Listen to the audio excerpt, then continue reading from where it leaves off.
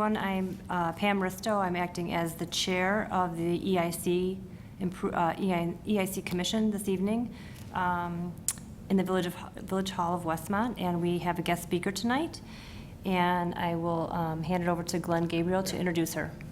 Ms. Beth Corrigan, Community Tree Program Specialist of the Morton Arboretum, has graciously offered to present to us on the impact of urban forestry in Westmont.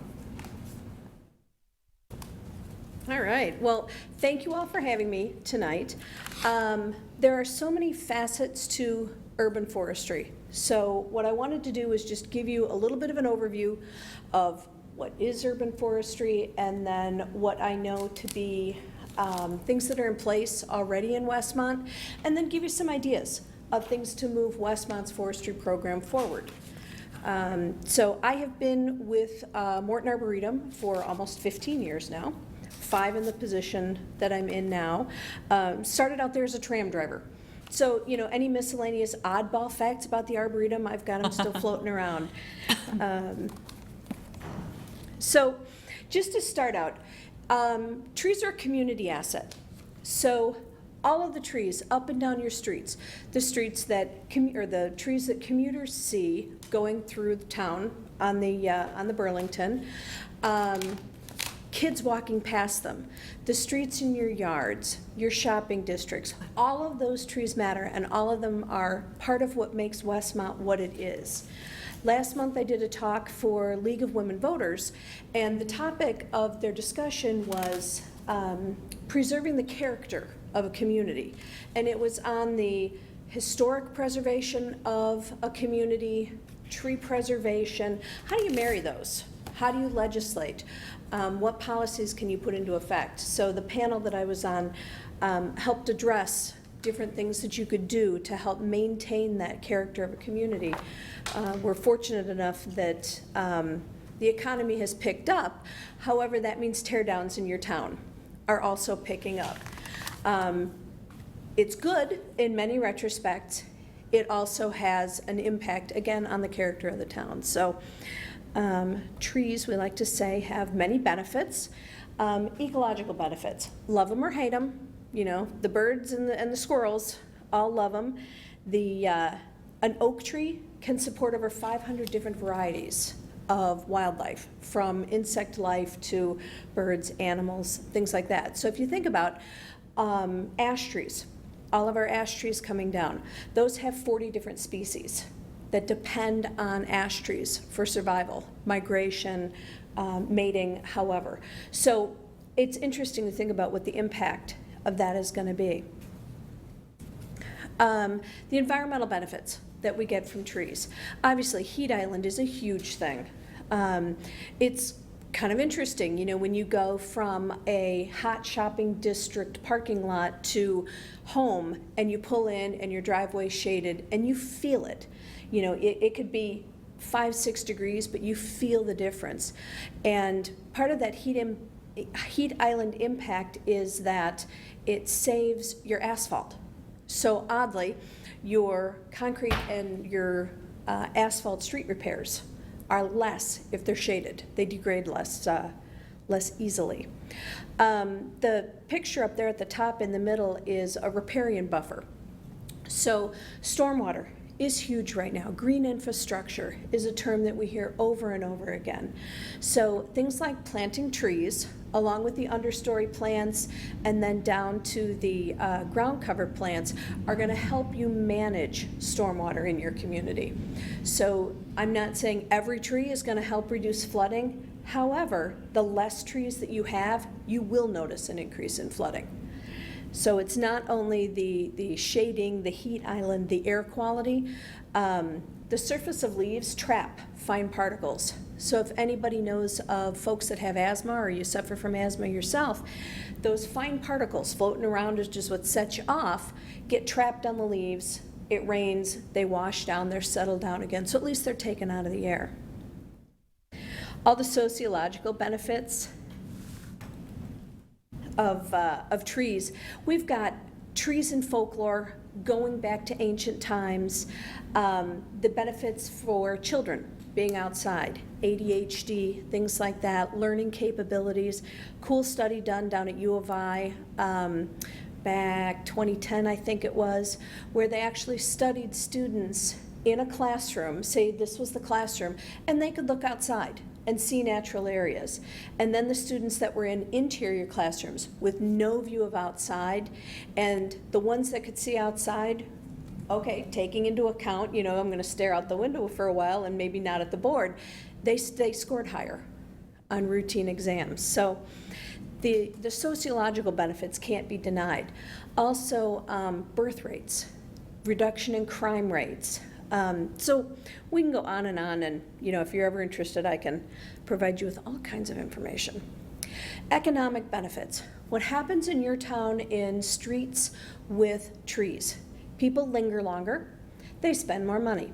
It's been proven time and again. Kathleen Wolf is a professor out in the state of Washington at Washington University, and she's done countless studies on these economic and social impacts of trees. And there's a great website that's very easy to understand all of her published works on these benefits, and then be able to translate it when you have an issue here in town that you need to plug that into. She's got a lot of good data. Also helps your property values. So to give you a regional idea of what's going on, back in 2010, Morton Arboretum and the Forest Service did a study of the 7-county region here in northeastern Illinois. We came up with, 157 million odd trees. Okay, a little hard to understand that. We measured in these 1,400 plot locations, randomly scattered, anything that was an inch and bigger. So what we found was, oh my gosh, heck of a lot of buckthorn, heck of a lot of honeysuckle, both invasive species. So if you haven't had a chance to ever look up the Illinois invasive species list, take a look, because there's a lot of trees that we not only have in our personal yards, but we use in public plantings that are now on that list. Things like barberry, euonymus. So the beautiful burning bush that you see, it's all turning red right now. It's invasive. So there's things like that, you know, of this 157 million, about 12% of this, 21% tree and shrub cover, about 12% of that came from ash trees. So in Westmont, you guys have had an impressive removal and replacement program going on. You've done a really good job. It's not one-to-one, but it's building towards that. And I know your forester, and he's done a fantastic job replacing with a diverse palette of species. But the fact is, you're losing trees. Trees age, they all go eventually. And we have, especially in the western suburbs, we have a greatly maturing tree canopy. The second thing is we have invasive diseases and pests. So something to always watch for, and that's what your forestry department does. They're keeping an eye on that. So what we say is to replant with a diversity of species and a diversity of age. So just kind of keep in mind that the tree canopy here, region-wide, is a little over 15%, because I've got Westmont's here. This was the breakdown of species across the Chicago region. Now, for me, it's sport. You know, I walk around and identify trees and annoy the heck out of my family of, you know, look, that's a hackberry.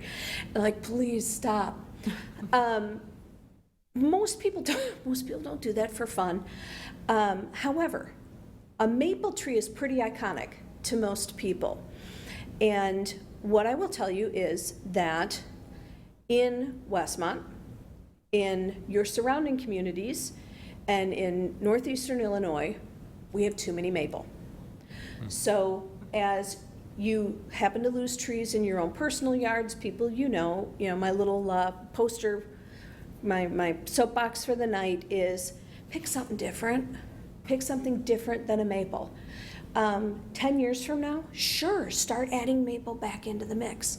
But right now, maple grows fast. And so a lot of communities are replanting after ash trees using maple. And they'll say, well, we got 8 different species of maple. Genus and species, just like all oaks are Quercus, that's their family name, all maple trees are Acer. So when you see Acer something, they're all maples. So it's just one of those things, don't get caught up again. We lost chestnut trees to chestnut blight, elm trees to Dutch elm disease, ash trees to emerald ash borer. If we get Asian longhorn beetle back, then their top favorite is maple. And ALB is right across the river in Ohio. So he's right over the Indiana border in Ohio. And, you know, he's a piece of firewood away. It's that easy. So it's just something to keep in mind of what you can do. Your forestry department knows it, but I'm not sure people like in planning and zoning understand that the bigger the tree, the greater the benefits. More leaf canopy, greater benefits. So when you look at developing here in town, and you have an option of routing a driveway and taking out these big trees, or causing the developer a little bit of a pain, but routing the driveway this way, save those trees. Or putting ordinances in place where when you put up a snow fence around a tree in a construction area, that there's some teeth behind the ordinance to allow code enforcement to come in, and if somebody's scooted that snow fence over a little bit and dropped a pallet of brick there right underneath the drip line of the tree, that you can then go back and say, it was in the ordinance that you can't do that, and this is why. It damages the tree. And we may not see the damage for the next 3-5 years, but you're gonna see it. When somebody replaces a driveway at home, and then 3-4 years later, they start to see the tree on that side that faces the driveway dying back, like, what the heck's going on with my tree now? It's because you damaged those roots when you tore everything out to replace the driveway. Now, am I saying don't replace the driveway? No, but there's an awareness there of, could you have dug out less, you know, or water your tree, you know, in those ensuing years, baby that tree, because you know it underwent a lot of stress. So just awareness and education of how a tree functions, and knowing that bigger trees give you more benefits. So when we look on a regional scope of replanting, we look at things like, how many trees does a community have? Where are the pockets that they need trees? Where are we going to get the most bang for our buck? And that's something that Westmont might want to consider also is, if you have an older neighborhood, yes, they lost some ash trees. However, if you have a development that was built in, say, the early 80s, and they lost 60% of their trees, that's the one you want to replace first. And is it going to really bum out the folks in the older neighborhood when you ask them to wait 3 years for that planting plan? But these folks need the trees faster. So you guys have a tree replacement plan, a program here in town. So it's a cost share program, which is wonderful, because then if folks are not getting a city purchased Parkway tree back immediately, then at least they have the option of purchasing into that program. So your residents then have a few more options than some of the communities around you do. Built into that though, and something you might want to consider either on the forestry web pages, or if the commission has a web page, working with volunteer groups in town, is a door hanger system of, what are those trees? Back in July and August, you know, after the wet spring that we had, we were all kind of amazed, like, oh crud, we're in a drought now. And we were. Well, that on top of the droughts that we had in 2011 and 2012, and then the crummy winters we've had, look at your oak trees this year. We've had a lot of dieback in oaks. And we think it's directly related to the droughts that we had several years ago. So some mechanism to let your residents know, water your trees. They need it. They need an inch of water. And we can give you all kinds of resources on infographics and things to post, but if you have a high school environmental club, Girl Scouts, Boy Scouts, church groups, anybody that needs community service hours, use some of those volunteers to help you move along your objectives. And one of those would be keep the canopy you've got.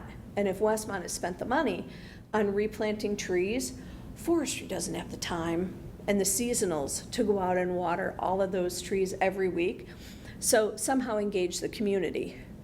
Could I just a question? Is that okay to ask you in the middle of your? Oh, presentation? yeah, please. You know, I hear that term like water and like an inch, and I have absolutely no idea what that means. We say to water all of your woodies an inch a week, that they need an inch of water a week. Well, how in the world would you measure an inch a week? If your NOAA sites, if your National Weather Service observation points don't tell you, we got, 0.78 inches this past week, sink a tuna can. So if you're out watering, we tell you don't just stand there next to the trunk, because then you're forcing the roots to only grow right around the trunk. You want to water all around the drip line. So depending on what your watering restrictions are, first thing in the morning when it's still cool out, put a sprinkler on and put a soup can, put a tuna can out there. When it's got an inch of water in it, you've watered an inch. And it takes longer than you think. So at least that's one way of helping what we get, from nature. One of the things we're doing regionally to help us understand our regional canopy, which then we can bring down and explain to you guys, is we're using LiDAR technology. So light radar, plane flies over, bounces down images, radar waves actually, and they bounce back up, and they give us this nice, they can show us where a fluffy tree is. We get an idea of how high it is, tells us what the hardscape is. We're getting really good data on what the urban forest condition is, plantable areas, things like that. And very soon it will be available on the website through the Field Museum and also on CMAP's website, Chicago Metropolitan Agency for Planning. They're going to partner with us and post all of these maps. So we have great data right now already for Cook County, and we're pushing it out into the rest of the 6 counties. And then you will be able to zoom in on a map for Westmont and look at what's your overall tree canopy. You'll be able to overlay heat island maps, hydrology maps, things like that, so that you'll be able to develop an environmental plan, at least tree-based, for your community. So that, along with our forest composition studies that are going on, we've got a lot of cool resources that your mayor will be able to find out through Metropolitan Mayor's Caucus and CMAP. We'll get the word out through them. So look for that coming in the next 6 to 9 months, I believe, is the timeline. So this is one of the maps that we have so far, giving us an idea of tree canopy through the area. And the hard part with these maps is not that you don't care what's going on in the 7 county region, you live in the Chicago area, but really you're here. You sit on this commission, this is where you live. And when we're able to post those maps, then you'll be able to look in and zoom right in on what Westmont's got going on. So one of the things that we want to teach people about is the pollution benefits, the heat island, your carbon storage, your carbon offsets, and then again, all those benefits of trees. What we're going to be able to do then is help explain to you guys and to your community what to plant, how to plant it, and how to preserve what you've got going on. These are all of the different layers. So now with GIS mapping capabilities, you can overlay all kinds of cool different elements to then meet the needs of, whomever you're talking to, whichever group it is that you're doing your presentation to or you need to sell. we're able to then overlay all of these different pieces of the puzzle to give you a full map. And we did one for Chicago, and so we figured out where's going to be the best place to plant trees. The big blue blob there up at the top is O'Hare, so we're kind of leaving that one out because they, shockingly, they just don't want tall trees there. But what this gave us is areas that had the highest crime rates, the lowest existing tree canopy, the highest levels of asthma, the highest levels of crime, and each one of those neighborhoods then we can zoom in on. So when we partner with groups in Chicago, we can say, this is the neighborhood that's going to gain the most by your tree planting dollar. And then we'll be able to do this for all of the suburban communities. So coming up, we in the Community Trees program want to get everybody involved. So when I have time, I update our website to let people know about different opportunities that we have going on.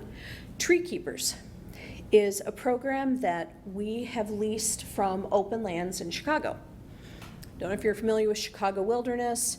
And then Open Lands is another conservation, open space preservation nonprofit in the city. For over 20 years, they've run Tree Keepers. And it's an 8-week-long class where we teach you how to choose the right tree for the right place, how to plant it, how to care for it, how to prune it, what it needs, how to check for disease and pests. And then the other component that we're adding in the suburbs, the city of Chicago has so many cool parks and whatnot where they can get in there and do tree planting programs really easily. In a suburban situation, the last thing that Forestry here wants are people going rogue and just planting trees in parkways and things. I mean, you got underground utilities, you've got master plans. So we're not encouraging people to do that. But what we are encouraging them to do is connect with your city-based programs, your park district, your school district, your public works departments. Connect with them and then use those volunteer hours to help in the communities they live in. So if you know of anyone that looking for something new to get involved in, they're interested in being outdoors, they're interested in trees, they're interested in helping support their community, Tree Keepers is a pretty cool opportunity. And then we run the classes, Open Lands runs the classes, so they're spreading, and I think it's a great opportunity to get people involved. Beth, I'm a tree keeper too, and if anybody's interested, it's relatively an inexpensive program. It's like under $200 if you're interested. $120 to take it from us if you're an Arboretum member. Yeah. And it's just, it's a cool way that we're trying to build up our groups in the suburbs, and then hopefully in the future have each community or each couple of communities have their own club, their own subgroup. Evanston has a tree keeper group, and they have a Facebook page, and they just post to each other, this is what we got going on. We're going to go mulch the trees here. We're going to go, walk the trees here, prune, take care of them. And for what you don't have in the city budget to support additional staff, what's the national number right now? $22.20 odd cents for every volunteer hour. That's what your community gets back. So then you claim that as match. So when you apply for grants and whatnot, and you look for other assistance, you can show citizens of Westmont are already giving back. We've got volunteers and they're giving back, 400 hours a year, and that's worth this much. And it's amazing what that does for you on a grant application. So we have ways of providing education. Your public works staff has come to several of our workshops each year. And what we want to do are talks like this to then let people know what's going on, what's out there. We've got workshop coming up. Oh, that's really cool. Extending your volunteers, extending the what you have going on with volunteers. So what we're doing then is asking Park District and municipal staff to come and learn how legally and management-wise they can handle bringing volunteers in to help with their programs. Because a lot of people will say, I'm so busy as it is, the last thing I want to do is to have to manage volunteers also.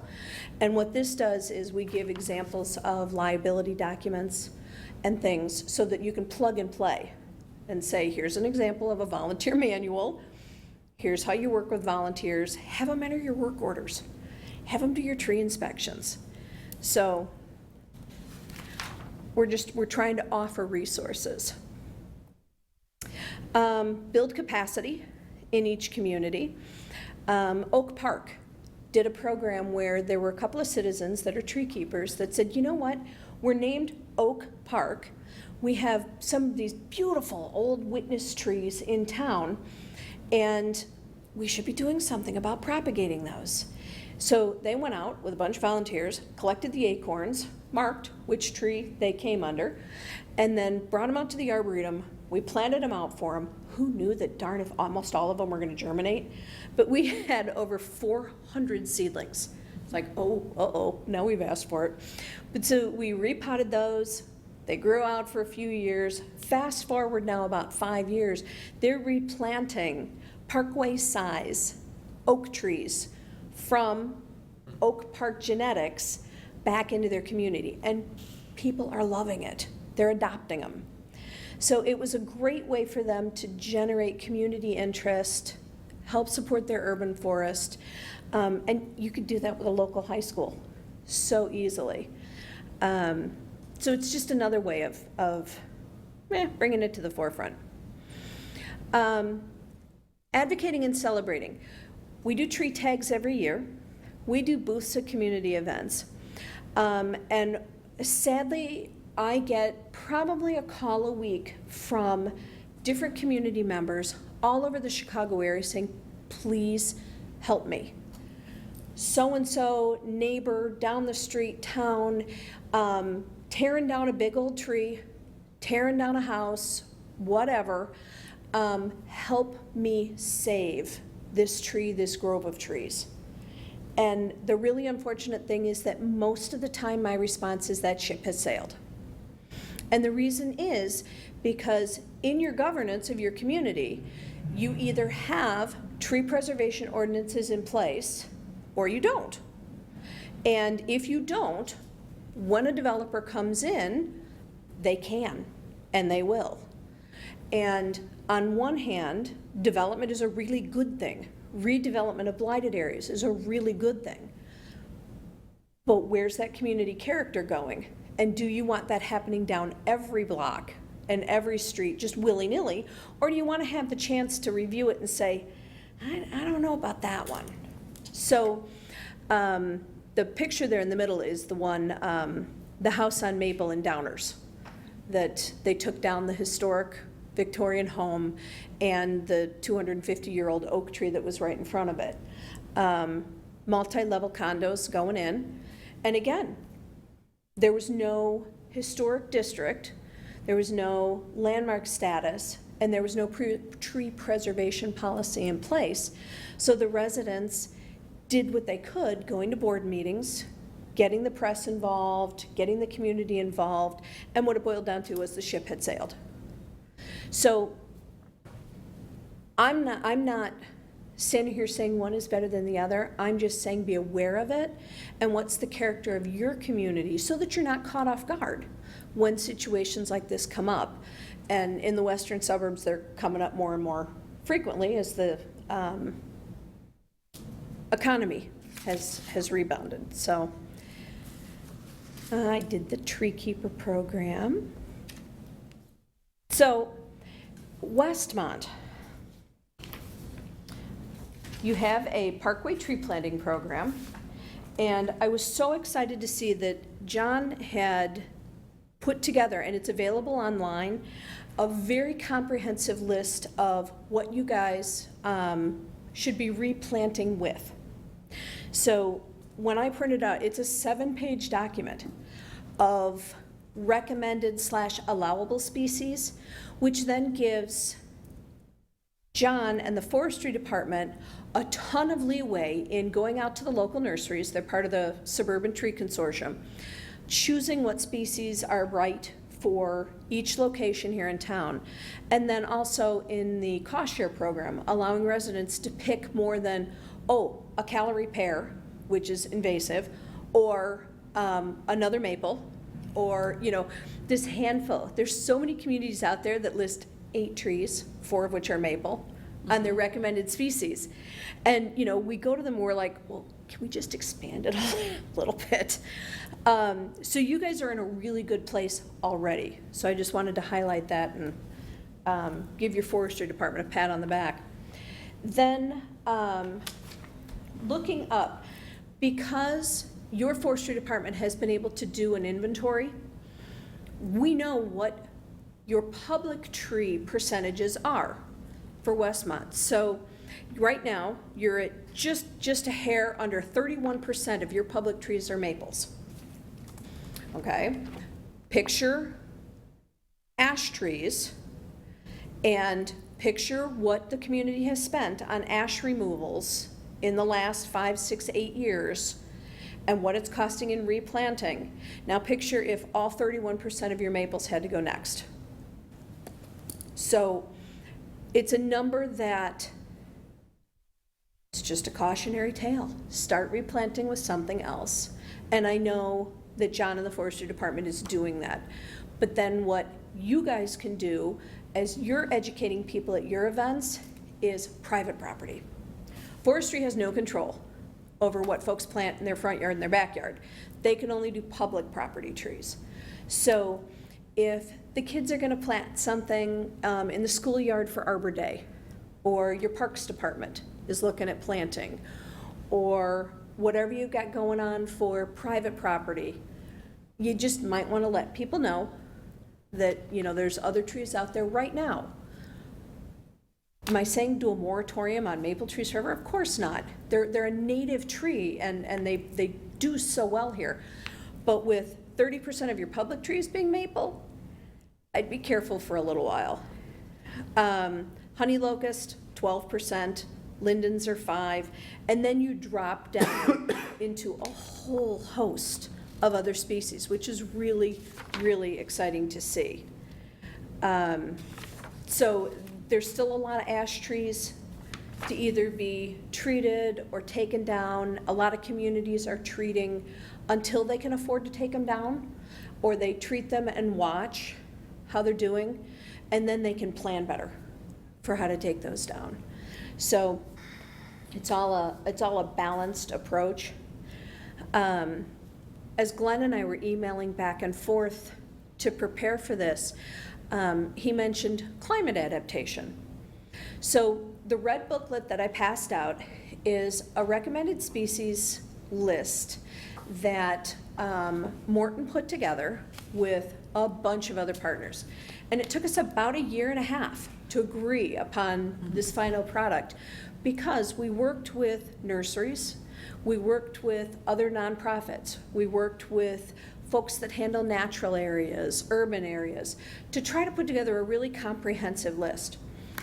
Not everything on this list is easy for the average homeowner to find in our local retail nurseries, but again, it's a good way to expose folks to new and different varieties. There's just so many different kinds of trees out there, so there's no reason to stick with the top 10 that are out there. So that's our answer to climate change and climate adaptation is diversity. There's people that say, oh, we're doing great, we're starting to plant species from Southern Illinois. We had a nursery in Coal City that lined out, they buy liners and bring them in and plant them out in rows, and then they grow them up big enough and they sell those. So they had lined out a significant number of sweet gums and tulip trees and lost them all last winter because of the hard winter. Well, field grown, the winds were whipping by, it got super cold. I have a tulip tree growing in my yard it's done beautifully, but it's protected. You know, it's not out in a field somewhere. So depending on what your microclimates are and whatnot, you guys can push the limits to grow a lot of things that they can't grow in fields and they can't grow yet commercially. So diversity is our best way of handling disease and insects, and then also climate change. The other thing that Glenn brought up was fall planting. Fall is a great time for planting trees, but we're about at the end of it. Depending on when we start getting our first frosts and whatnot, I wouldn't go much past Halloween for planting. Not that I haven't put my fall bulbs in closer to Christmas, because I could still work in the ground, and gee, I never got to it. But you want trees to be able to then have enough time to settle in a little bit and then wake up in their new homes and really put out some roots. So, Do you have, and it probably varies from tree to tree, but is there a recommended size if you're doing private property? Like, you don't put a 1 foot. okay, personal bias. Go the smaller the better. Oh. Big enough so the rabbits don't eat it. I'm fortunate enough, I have 2 terriers, so rabbits are not my biggest problem. But most of us want instant gratification. And if you were out to the nursery right now, they would say, I have got this gorgeous 4-inch caliper tree for you, and we'll give you a fantastic deal. Because they probably dug it last spring, and they balled and burlapped it, and it's been sitting on their lot with a drip irrigation system since last April.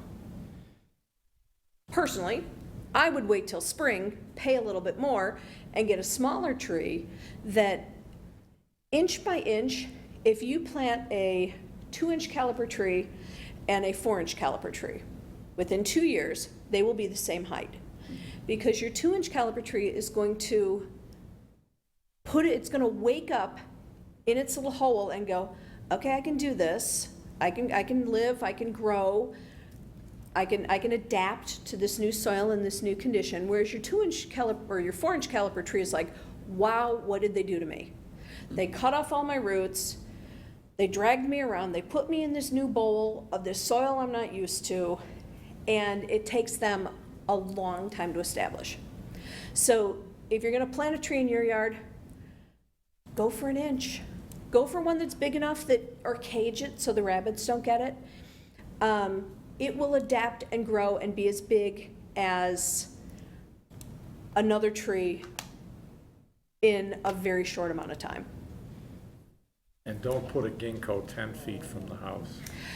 Yeah, always keep in mind what it wants to be when it's mature. So it's really hard, you've got this 1-inch sized tree, and I do this all the time at the Arboretum plant sale. I'm like, oh, it's so cute, I'll get it. And it's this little thing, and you plant it too close, and 5 years later you're digging it up and you're moving it out. So yeah, always keep in mind what its mature habit is going to be. So, if you have any other questions, otherwise I will leave you with a bunch of information. We're working on our climate action plan, and I heard a few things in your presentation that sound like they might be, I guess I'm trying to look for the top 3 things we should be doing or looking at, or top 5, or whatever the case might be. So I heard zoning and planning ordinances to preserve existing trees and to protect them during construction. I heard integrating the Parks Department into the planting plan so that there's a more diverse option of trees that are available. Is there anything that I missed or something else that we should include?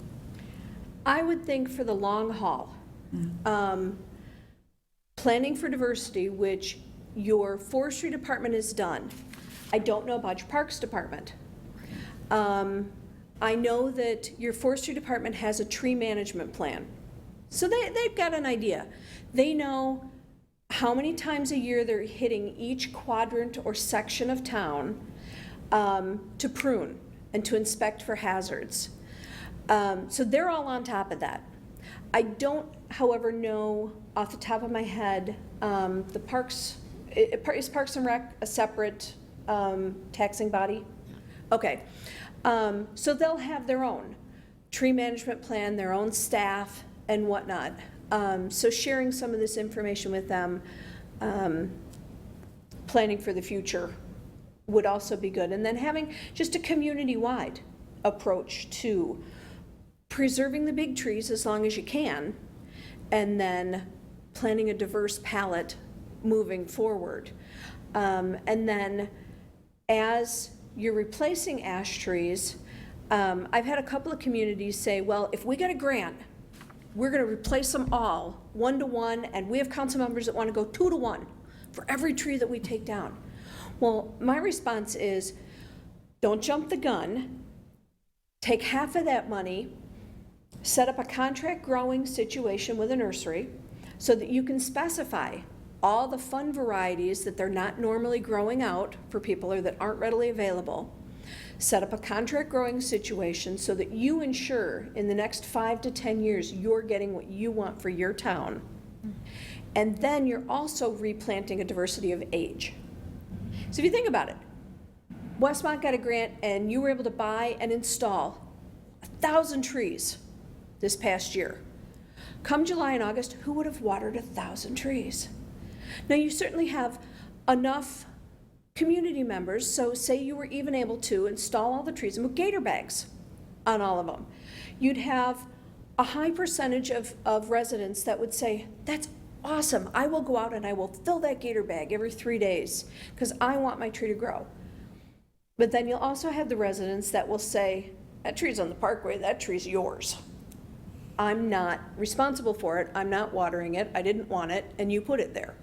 So, you know, it's like biggest bang for your buck. Replant in the homes that want a tree first, and then stagger them so that you know that you have the staff and the resources to take care of them. You know, at roughly $350 a tree installed, you want to make sure that they live. And even though they're, you know, the nurseries, you get a guarantee with all of those trees, you still don't want to lose them. I mean, why would you want to set yourself back another year? So yes, and then cross-training staff so that code enforcement understands why you don't drop a load of stone under the drip line of an oak tree. It's not that they want to kill the tree, they have no idea the physiology of a tree. So having the opportunity for forestry to cross-train other departments so that when forestry's busy doing what they're doing, but the building inspector is out and they get to a site, it's more than just what's going on inside the building and making sure that that's up to code, it's what's going on around. And if they know what they're looking for, then they can at least make a phone call saying, wow, we got a problem. So, call me if you need anything. Send me an email. I have tons of resources. We have upcoming workshops on contract growing. That one's on the 15th of October. We have the Using Volunteers coming up. We're going to run that one at the end of the month. I have a tree boards and commissions roundtable coming up Wednesday night. Soon we'll be doing workshops on ordinances, developing and implementing tree ordinances. So that'll be coming up kind of middle winter. That was my next question. Did you have a template or some kind of boilerplate? We do for For management ordinances. plans right now. For ordinances, we're writing it, and because we're trying to do it collaboratively, we are really wordsmithing right now. Kind of like it took us a long time to really work through the tree species list to meet everybody's needs. Same thing with ordinances. You know, we don't want to put out and say, Morton Arboretum says, you know, this is what you should have in your ordinance, and then have all of the city contractors and everybody else say, you're killing me. You know, we can't do business with Westmont because your ordinance is too restrictive. So no, it's coming. However, there are a lot of towns around you that if you look up, you know, Sterling codifiers is what a lot of communities use.